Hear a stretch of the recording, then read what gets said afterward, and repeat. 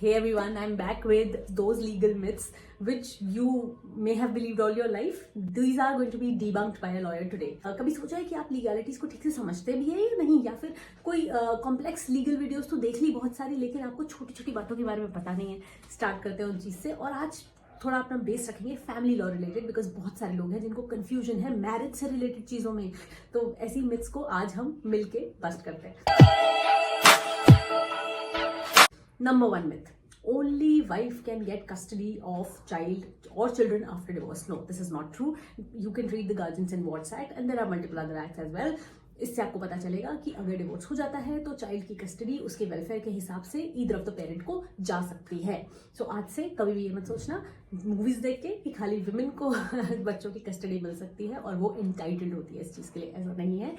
Second thing, और हाँ मैं ये भी बता दूं आपको इससे पहले कि ये रिलीजन के हिसाब से भी वेरी करता है. फॉर एग्जाम्पल अगर हम इस्लाम की बात करें तो वहाँ पे जो आपके नेचुरल गार्जियंस हैं वो बहुत अलग हैं. आपकी मदर से ज़्यादा प्रायोरिटी वहाँ पे बहुत बार आपके ग्रैंडफादर को दी जाएगी, जबकि हिंदू लॉ में कुछ अलग है. Now the second myth that you probably believe is only wives can ask for maintenance from husbands. It is not true. If you're a husband and you're dependent on your wife is earning more than you think that if you get divorced from the wife, your lifestyle will not be the same as that which was there with your wife, तो आप उनसे भी maintenance claim कर सकते हैं. For reference, you can read section 24 of the Hindu Marriage Act. और हाँ, अब आप लोग ये मत कहना कि नहीं और लॉज में तो ये चीज़ नहीं है, बट यहाँ एक लॉ तो मैंने आपको बताया जहाँ पे आप ये चीज़ मांग सकते हैं. तो ये मिथ है कि हस्बैंड्स कभी मेंटेनेंस मांग नहीं सकते. ऐसे कभी केसेस हुए ही नहीं है जब हस्बैंड को मेंटेनेंस ग्रांट की गई हो. कम हुए, बट हाँ ये होता है.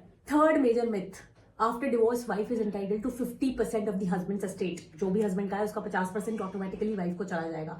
No, it's not true in India. Like in lot of western countries यहाँ पे हम 50-50 डिवाइड रूल नहीं करते हैं. यहाँ पे जो वाइफ को मेंटेनेंस मंथली या फिर एलिमनी फाइनल मिलती है वो इस बेसिस पे मिलती है कि वाइफ का अपनी हस्बैंड के घर पे क्या स्टेटस था, वो किस तरह की लाइफ जीती थी, किस तरह का लाइफ स्टाइल था, और अब वो उसे मेंटेन कर पाएंगी नहीं कर पाएंगी, अच्छे से जी पाएंगी, अपने हस्बैंड के घर की तरह सेम रह पाएंगी या नहीं रह पाएंगी. ये भी देखा जाता है कि कहीं वो ही तो गलत नहीं है. बहुत सारी चीजों को कुल मिला के देख के ये देखा जाता है कि उनको कितनी एलिमनी देनी चाहिए. जरूरी नहीं है कि अगर हस्बैंड के नेटवर्थ ₹1 करोड़ हो तो उसमें से 50 लाख वाइफ को दिए जाए. हो सकता है कि उस समय 50-60 लाख तक वाइफ को दिए जाए, और ये भी हो सकता है कि अबाउट 5 to 10 लाख ही दिए जाए. तो ये एक मिथ है कि डिवोर्स के बाद में अनफॉर्चुनेटली अगर किसी का डिवोर्स हो जाता है तो उसके बाद में 50% वाइफ हस्बैंड का सब कुछ वाइफ को चला जाता है. This is a myth. I hope you're liking these facts, but I have a good news for you in between. In case any of you wishes to prepare for the Judicial Services Examination, या आप किसी को जानते हैं जो judiciary के लिए prepare करना चाहता है, तो PW फिजिक्स वाला जुडिशरी वाला आपके लिए लेके आए हैं होली ऑफर, जिसमें वो आपको 75% तक का ऑफ दे रहे हैं. आपको सारे प्राइजेस अपनी स्क्रीन पे दिख जाएंगे और आप बिल्कुल एस्टॉनिश हो जाएंगे प्राइजेस देख के. लिंक सभी के डिस्क्रिप्शन बॉक्स में है. आपको सिर्फ वहां पे जाके लिंक पे क्लिक करना है, अपना जो भी आपको बैच चाहिए उसको सेलेक्ट करना है और परचेज करना है. लिमिटेड टाइम पीरियड के ऑफर होते हैं. देखो यहाँ पे सब कुछ इंक्लूडेड है. आपको लाइव क्लासेस चाहिए, आपको रिकॉर्डेड क्लासेस चाहिए, आपको प्रीवियस ईयर क्वेश्चन पेपर चाहिए, आपको टेस्ट एनालिसिस चाहिए, आपको अपनी पोजीशन एनालिसिस चाहिए, आपको मेंटरशिप चाहिए टीचर्स से. आप चाहते हैं आपको best teachers from the nation पढ़ाएं जो जुडिशरी वाला ने स्पेसिफिकली आपके लिए इकट्ठे किए हैं अपने साथ. आपको डेली प्रैक्टिस पेपर्स चाहिए, और मुझे दिख रहा है आपको क्लास नोट्स भी यहाँ पे मिल रहे हैं, जो कि हमेशा नहीं मिलता है. You can get class notes as well अगर आप खुद वो नोट्स प्रिपेयर नहीं कर पा रहे हैं तो. कॉन्सेप्चुअल क्लैरिटी तो रहेगी, बेयर एक्ट की अंडरस्टैंडिंग रहेगी, केस लॉज ये आपको देंगे ही देंगे क्या क्या है. बट हाँ, मेजर लॉज और माइनर लॉज जो बहुत जगह छूट जाते हैं, मतलब बहुत जगह क्या होता है मेजर लॉज हो गए, माइनर लॉज नहीं कवर हुए, इसके लिए अलग से कोर्सेज हो रहे हैं, वो यहाँ पे सारी चीजें एक ही बैच में कवर करेंगे अगर आप ऑफकोर्स फाउंडेशन बैच लेते हैं तो. और बहुत सारे ऑप्शंस हैं यहाँ पे आपको विधान जुडिशरी फाउंडेशन बैच मुझे दिख रहा है, वो आपको अगर 50,000 का पड़ता था तो आपको इस ऑफर में वो 17,999 का पड़ेगा. तो इट्स अ मेजर थिंग. आपको 17,999 देने पूरी प्रिपरेशन के लिए अपने एंड टू एंड. फिर अभियोजन बिहार APO बैच आपको अभी सिर्फ 3,999 का पड़ रहा है. If you need crash course for upcoming judiciary exams such as Rajasthan, Chhattisgarh, तो वो भी आपको मिल रहे हैं अराउंड 4,499 और 3,999 में. सारे आपको स्टेट वाइज अपने स्क्रीन पे ऑफर्स दिख रहे हैं. अगर और क्रैश कोर्सेज चाहिए, जैसे गुजरात का किसी को क्रैश कोर्स चाहिए तो 2,499 में आपको मिल जाएगा. प्रीलिम्स टेस्ट सीरीज चाहिए तो वो भी आपको लेस देन ₹700 में मिल रही है. What else do you want? And if you still think कि नहीं ये डिस्काउंट थोड़ा सा कम है, थोड़ा और अफोर्डेबल हो जाता, and you're a vlog subscriber, so use my code BL1000 to get extra ₹1,500 discount on whatever these offers are. इसके अलावा और ज्यादा, तो go to the links given in the description box. box, click at them, purchase your badge before it's too late or before the offer gets over. All the best for your preparations. Let us continue with the video.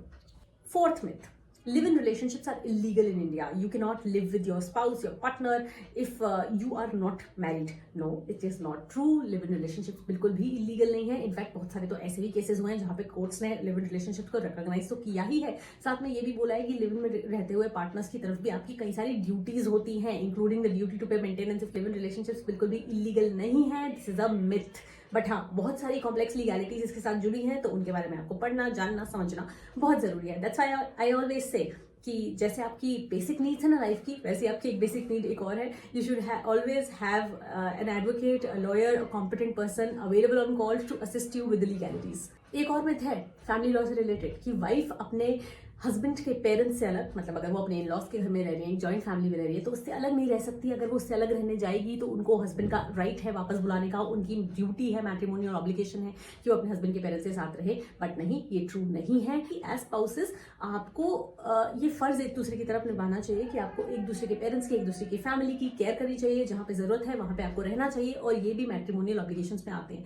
लेकिन अगर किसी घर में रहते हुए आपके साथ cruelty हो रही है, आपको वहाँ अच्छा नहीं लग रहा है, there are reasons, there are sufficient reasons for you to move away, you have a job or something of that sort, then that will be counted as a valid reason. तो उस समय पे आप अगर अपने हस्बैंड के parents से अलग या अपने जॉइंट फैमिली होम से अलग रहेंगे तो उसको रीजनेबल माना जाएगा. तो ऐसा नहीं है कि at all times you will be forced to live with the joint family or with the parents or the in-laws.